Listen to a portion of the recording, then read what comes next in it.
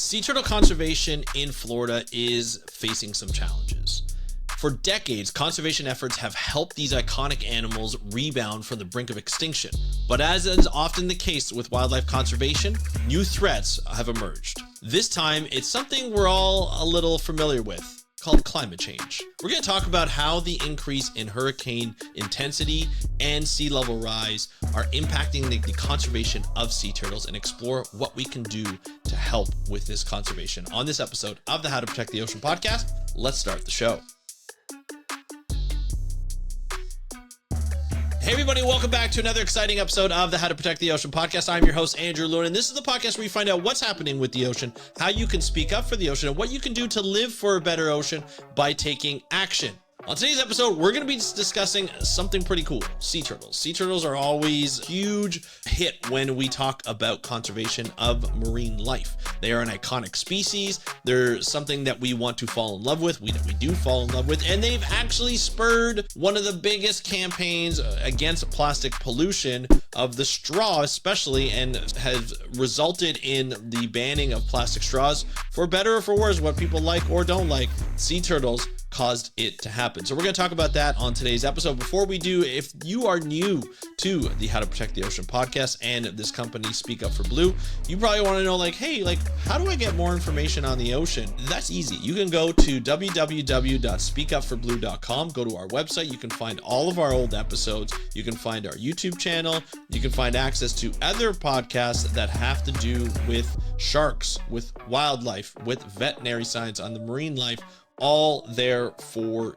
you. Also, we have a Spanish podcast that's gearing up to getting ready at some point soon, but we've got old episodes from there, so you can get access to that all at speakupforblue.com, as well as you can get all that information to your inbox by going to speakupforblue.com/newsletter, entering in your email for free, and I don't share it with anybody, and then receiving information Monday to Friday at 8 a.m. Eastern to find out the latest in news, the latest episodes that we have out, as well as the latest job advertisements, so that you can dedicate your entire career to protecting the ocean. Let's go to speakupforblue.com/newsletter. Let's get into the show. Let's start with some good news. Over the last few decades, Florida's sea turtles have been a conservation success story. You don't always hear that coming out of Florida in regards to the environment, but thanks to efforts like protecting nesting areas, beach cleanups, and educational programs, the number of sea turtle hatchings has soared. And I can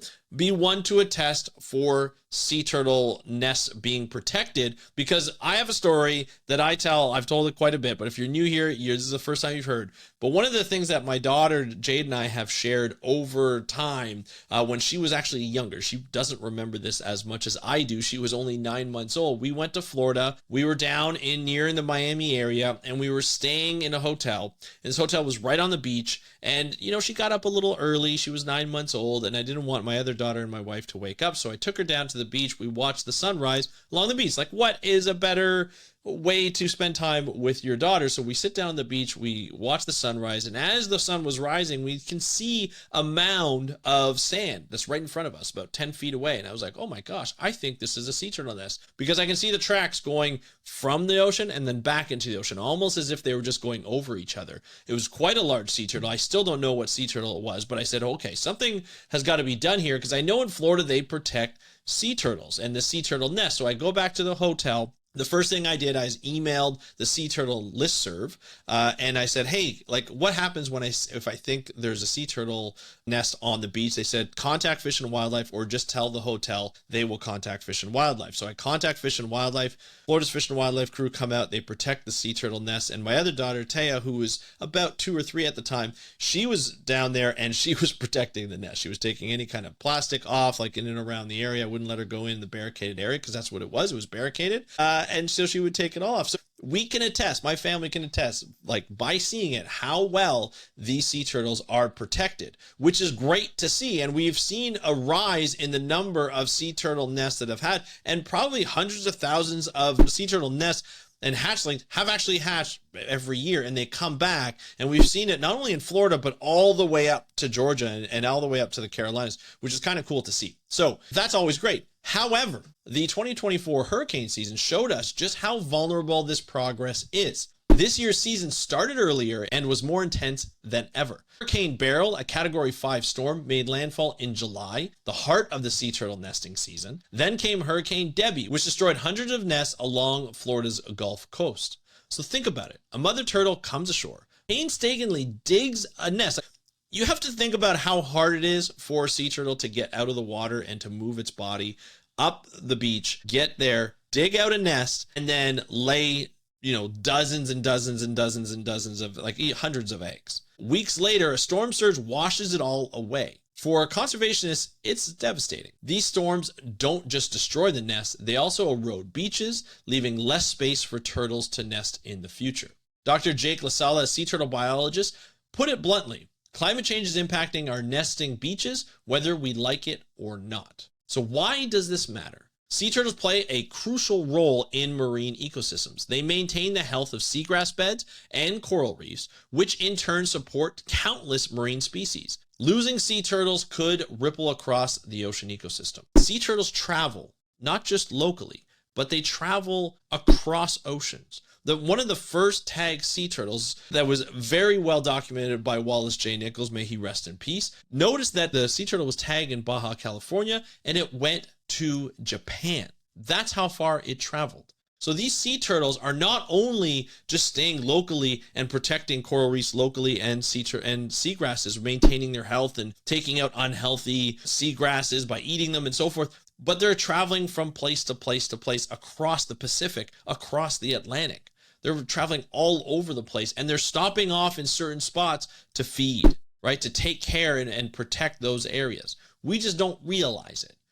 And it's really interesting because there have been studies. Dr. Nathan Robinson, friend of the podcast and a friend of mine, has come on this podcast and talked about sort of what the little critters on the shells have actually, where they've actually been. You can tell where the sea turtles have been based on the epibiots who are on the sea turtle shell. Right? They actually pick them up as they go from place to place because they sit down, they rest, they'll eat some things, and things grab on or stick on the shells just as they go, and they travel with them wherever they go. Kind of a cool thing, but they travel to many places and they become very important, not only just locally, but internationally as well. So what can we do to help? So protecting sea turtles from impacts on climate change is no small task, but there are some steps that you can take. Support beach conservation programs. So many organizations work tirelessly to protect nesting sites, restore eroded beaches, and relocate vulnerable nests. So help them by supporting them, donating to them. The Loggerhead Marine Life Center is one of those institutes in Jupiter, Florida that help nesting sea turtles, that help sick sea turtles and make sure that they get better and release them. There are many organizations along Florida's coast, whether it be the Gulf Coast, the Atlantic coast, or even up the coast all the way up to the Carolinas. You can find those organizations and you can help support those by donating directly to them. They are very happy to take your donations because they put in so much work. It takes resources, it takes people to put in place to make sure that these sea turtle beaches are protected and to make sure that we are monitoring and gathering data on them. They're very, very important, and I highly recommend that you donate to them. So that's the first one. Number 2, advocate for climate action. Reducing greenhouse gas emissions can help slow intensification of hurricanes. That's an individual thing, but it's also a bigger thing by pressuring your government representative. You can do this at home. You can do this individually as well as part of your community to say, hey, let's lower our greenhouse gas footprint and let's try and do alternative things. So if you can afford it, get an EV or a hybrid, something that will allow you to depend more on electricity rather than gasoline. Those are probably better in the long run. If you can't afford that, that's okay. Work up to afford. They're getting more and more affordable now, and they're getting easier to move around cities and towns and countrysides because they're putting more charging stations in place, as well as you can charge at home. It is a little bit more of a cost up front, but overall, I have an EV, and not paying for gasoline has saved me a ton. Plus, just a little secret here. You don't have to bring it in for oil changes. You don't have to bring in an EV to handle all of these, like the transmission or anything. There is none,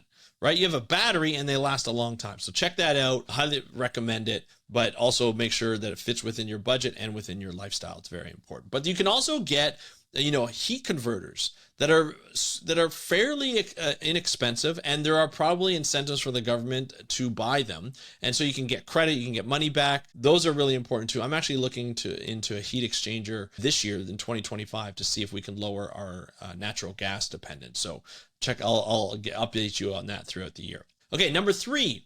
Get involved locally. Volunteer with organizations or support them financially to help sustain their work. So this is a bit of the same one as the first one, except it's not necessarily just for beach. You can support organizations or volunteer with organizations that are working on policies, that are working on protecting beaches, protecting the environment that sea turtles are in, like coral reefs, seagrasses, and even mangroves.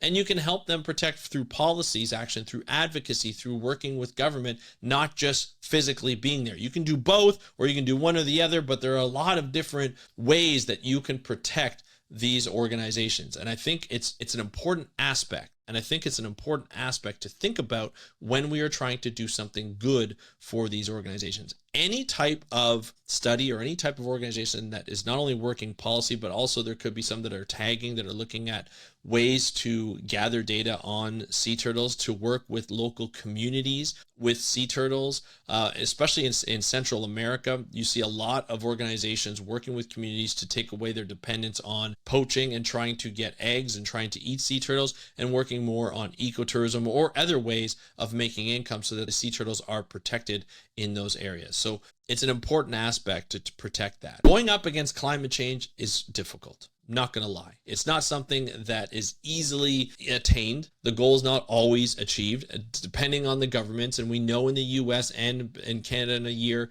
it'll be even more difficult because there will be a new government, right? New administration that cares less about climate change and more about fossil fuels. That's going to be a big challenge, but it doesn't mean you stop advocating for climate change reduction and climate change action. It is what we need to do. This story is a reminder of the challenges climate change brings to ocean conservation. Including the other story that it reminds me is the story that I put a couple of episodes ago, where we talked about the Mers birds that went from a population of 8 million to a population of 4 million. And that wasn't directly affected by climate change, but are starving because their prey are no longer at the plentiful numbers that they need to be at. So they are starving because of climate change, because of the blob, because of sea surface temperature increase. You can check out that story right up here that I'll link to in this video and in this podcast, so that you can get access to it as well and you can watch it. This is not a isolated problem just with sea turtles. We are losing beaches because of sea level rise. We are losing beaches because of increased storms like hurricanes and the intensity of storms. But we are also at the mercy of climate change and the consequences that come from that, right? Storm surges, loss of due to erosion of habitat, all these things. It's not something that is easily dealt with, but sea turtles have been around for millions of years, surviving countless of challenges. So with your help, they can help survive this one too. And I feel, and I know, I don't just feel, I know that we can get around this climate change. I know that we can not only adapt, but we can reduce our greenhouse gases. It just takes us all to do that. But that's it for today's episode. I would love to hear what you think of sea turtle protection, sea turtle conservation. If you have any kind of experience in it, I would love to hear from you. Hit me up on Instagram at How to Protect the Ocean. I'd love to hear from you. That's at How to Protect the Ocean on Instagram. And of course, if you want to find out more information, you can subscribe to our YouTube channel and hit that notification bell so that you don't miss any of our episodes that we drop Monday, Wednesday, and Fridays. And that's it for today's episode of the How to Protect the Ocean podcast. I hope you enjoyed it. I hope you have a great day. I'm your host, Andrew Lewin. Have a great day. We'll talk to you next time, and happy conservation.